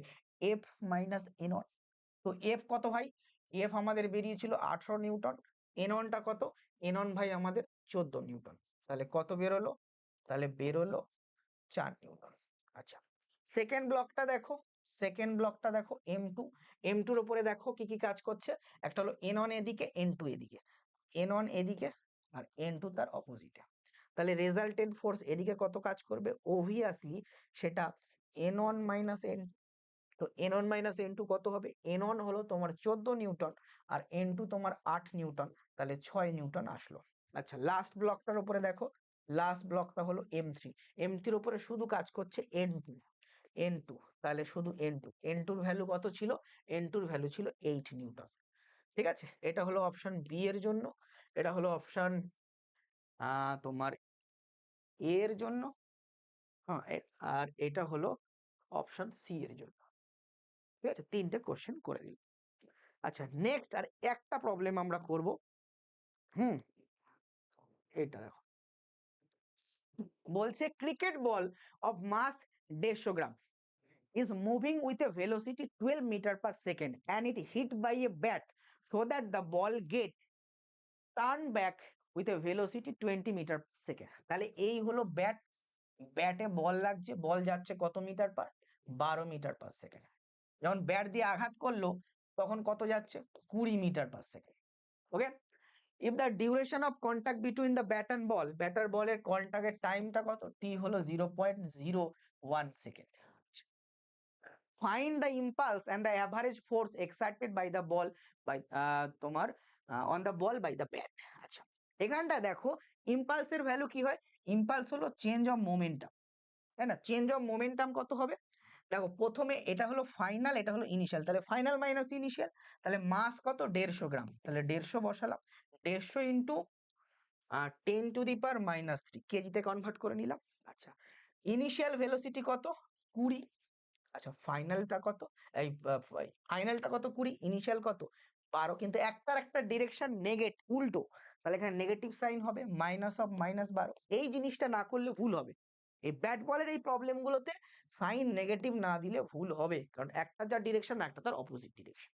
তাহলে আসলো কত, 15 ইন্টু 10⁻², আর এখানে হলো 32। ঠিক আছে, তাহলে 15 দোকানে 30-এর 0, হাতে আছে 3, 480 ইন্টু 10⁻², তার মানে 4.8 নিউটন সেকেন্ড। এটা কি আসলো, ইম্পালসের ভ্যালু। এখন বলেছে find impulse and the average force, impulse বেরিয়ে গেছে, অ্যাভারেজ ফোর্স কত হবে, তো ইম্পালস মানে কি ফোর্স ইন্টু টাইম, তাহলে অ্যাভারেজ ফোর্স কত হবে, ইম্পালস বাই টাইম। তো ইম্পালসটা বেরিয়েছে 4.8 নিউটন, ডিভাইড বাই টাইমটা কত, টাইমটা 0.01, তাহলে এই পয়েন্টটা যখন উঠবে এখানে হলো 10⁻², এই পয়েন্টটা যখন উঠবে এখানে হলো 10, তাহলে এটা কেটে এটা হয়ে গেল 10, তাহলে আসলো কত 480 নিউটন। তাহলে অ্যাভারেজ ফোর্স হলো 480 নিউটন, আর ইম্পালসের ভ্যালু 4.8 নিউটন ইন্টু সেকেন্ড। ঠিক আছে, সিমিলার ওয়েতে একটা প্রবলেম বাকি থাকলো, এটা তোমরা দেখো নিজেরাই করতে পারবে, কিচ্ছু নেই। একই কন্ডিশন, 10 গ্রাম ভরের একটি বুলেট একটি বন্দুকের নল থেকে 600 মিটার পার সেকেন্ড বেগে বেরোলো, বন্দুকের নলের দৈর্ঘ্য হলো 50 সেমি এবং বন্দুকের ভর 3 কেজি হলে বন্দুকের উপর ক্রিয়াশীল বলের ঘাত করতে হবে। ঠিক আছে, ইনিশিয়ালি কি রেস্টে ছিল দুজন, তাহলে মোমেন্টামের যে চেঞ্জটা হবে সেটা হলো তোমার কত ছিল, এত বেগ আর ভর কত 10 গ্রাম, তাহলে 600 ইন্টু 10, আর ইনিশিয়ালি ভেলোসিটি 0 ছিল, তাহলে চেঞ্জ অফ মোমেন্টাম এটা হলো ইম্পালস। আচ্ছা, দিয়ে তোমাকে এটা তাহলে করতে হবে। ঠিক আছে, আচ্ছা এইটা তোমাদের আমি প্রত্যেকের হোমওয়ার্ক দিলাম। ঠিক আছে, একটি মাত্র কোশ্চেন তোমাদের প্রত্যেকের আমি হোমওয়ার্ক দিলাম। ঠিক আছে, একটুখানি বুদ্ধি করে করবে, এক লাইনে উত্তর বেরিয়ে যাবে। তো আমি পরের দিনের ক্লাসে প্রত্যেককে জিজ্ঞেস করব এই প্রবলেমটা তোমরা পারলে কিনা। আমি এখানে 6টা প্রবলেম তোমাদের করিয়ে দিলাম, আর ফ্রি বডি ডায়াগ্রামের কন্টাক্ট ফোর্স পর্যন্ত পড়িয়ে দিলাম, নেক্সট দিন বাকিটুকু পড়িয়ে দেবো। আর এইবারে নেক্সট ক্লাসে দারুণ দারুণ কোশ্চেন হবে, কারণ আমরা ভিতরে ঢুকে গেছি, পুলি টুলিগুলো যখন করিয়ে বেরিয়ে যাব সেখান থেকে মিক্সড কম্বিনেশনের প্রচুর সুন্দর সুন্দর কোশ্চেন কিন্তু নেক্সট ক্লাসে আসবে। ঠিক আছে, প্রত্যেকে এই ক্লাসটা দেখো এবং শেষের হোমওয়ার্কটা অবশ্যই তোমরা করবে, এটা খুব ইজি হোমওয়ার্ক ছিল। তো যেটা বলার সেটা হলো এইভাবে তোমরা ক্লাসগুলো দেখো, ক্লাসটা কেমন লাগলো অবশ্যই তো জানাবে। নেক্সট ক্লাস তো আসবে রেকর্ডেড ক্লাস, এটার পার্ট 2, সেটা এর থেকে আরো এফেক্টিভ হবে, কারণ সেখানে আরো সুন্দর সুন্দর কোশ্চেন করানো হবে। কিন্তু মাথায় রেখো, এবারে আমি লাইভে শুরু করে দেবো তোমাদের সব থেকে মোস্ট ওয়েটেড যেটা তুমি চাইছো সব থেকে বেশি, সেটা হলো বেসিক ম্যাথ। তো বেসিক ম্যাথ আমি শুরু করে দেবো লাইভে। বেসিক ম্যাথের হয়তো প্রথমের দিকের একটা ক্লাস লাইভ গেলে পরেরটা হয়তো রেকর্ডেড, এরকম ভাবে কম্বাইন করে করে দিতে হবে। আর এই সাইড থেকে আমি শুরু করে দিচ্ছি lodge of motion, lodge of motion complete হলে অন্য চ্যাপ্টার ধরবো, ধরো 12 এর হাই ওয়েটের চ্যাপ্টার কারেন্ট ইলেকট্রিসিটি ধরতে পারি, এভাবে জিনিসগুলো কন্টিনিউ হবে। হাই ওয়েটের চ্যাপ্টারগুলো অবশ্যই আগে করে দেবো, এবং তার সাথে সাথে তোমরা কেমন ভাবে পড়বে সেটাও ডিটেলস শর্টস দিয়েও বলে দিয়েছি। ঠিক আছে, বা এর যে আগের দিন যে স্ট্র্যাটেজিটা এসেছিল সেটাও তোমরা ফলো করো, ওভাবে নিজেদের পড়াটাকে রেডি করো। তার সাথে সাথে আমরা যেভাবে ক্লাস দিয়ে হেল্প করতে চাইছি তোমাদের সেভাবে ক্লাসগুলো দেখো। ঠিক আছে, লাইভ খুব তাড়াতাড়ি হবে, লাইভের অ্যানাউন্স অ্যানাউন্সমেন্ট প্রপারলি পেয়ে যাবে। বেসিক ম্যাথের লাইভে সবাই থাকো, বেসিক ম্যাথটাও ঠিকঠাকভাবে শিখে নাও, কারণ বেসিক ম্যাথ ছাড়া ফিজিক্স কিন্তু পঙ্গু হয়ে যাবে। ঠিক আছে, তো দেখা হবে পরের ক্লাসে, এবং এর পরের দিন তোমরা কেমিস্ট্রি ক্লাস পাবে, কেমিস্ট্রি ক্লাসও মনোযোগ দিয়ে করো। ঠিক আছে, এভাবে ডব্লিউবিজির প্রিপারেশন তোমাদের হোক আমাদের হাত ধরে, এবং তোমরা নিজেরাও খুব ফুল দমে প্রিপারেশন করো। এইভাবে কিন্তু বাংলার ছাত্রছাত্রী তোমাদের কিন্তু উত্থান হবে। তোমাদের স্বপ্ন আমাদের অঙ্গীকার, হোক উত্থান একসাথে।